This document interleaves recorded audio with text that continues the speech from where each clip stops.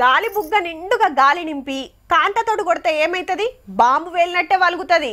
Bike tyre puncture అయితే ఒక లెక్క, టైర్ అరిగిపోయి వలుగుతే ఇంకో లెక్క ఉంటుంది. 10-20 తోక పటాకులు వేలిన రాణి సప్పుడు ఒక్క సుతిల్ బాంబు పెడితొస్తుంది. సేమ్ మీది బాజుకు ఆనల కథ కూడా గట్లనే ఉన్నదుల్లా. కాశ్మీర్ లో క్లౌడ్ బరస్ట్, ఉత్తరాఖండ్ లో క్లౌడ్ బరస్ట్, హిమాచల్ ప్రదేశ్ లో క్లౌడ్ బరస్ట్, మొన్న మన కామారెడ్డిలో కూడా క్లౌడ్ బరస్టే అనబట్టి.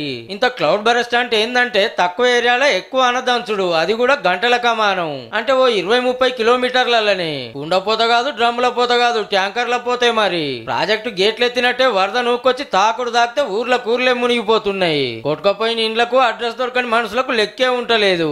చూస్తుండగానే అంత ఆగమాగం జగన్నాథం. ఎక్కువ మటుకు మీది బాదుకుంటే రాష్ట్రాలనే క్లౌడ్ బరస్ట్ అవుతుంటది.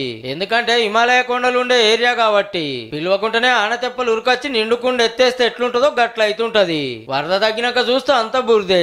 గిసొంటి వెనకట పెద్దగా లేకుండే, ఎప్పుడో ఒక పారైతే అదే ఎక్కువ. కానీ ఇప్పుడు ఆనకాలం వచ్చిందంటే చాలు ఎన్నో కాడ క్లౌడ్ బరస్ట్ కాబట్టి ఈ నెల రోజుల కంచో 10 వార్తలు రావచ్చు గిసొంటి. మరి ఇట్లా ఎందుకు అవుతుందంటే వాతావరణం తరీకే మారింది. పచ్చదనం తక్కువయే, కాలుష్యం ఎక్కువయే, చల్లదనం తగ్గింది, గర్మి పెరిగింది. ఇక మన కామారెడ్డిలో పడ్డ వాన గురించి వాతావరణ శాఖ ఆఫీసర్లు గిట్లా అంటుర్రు.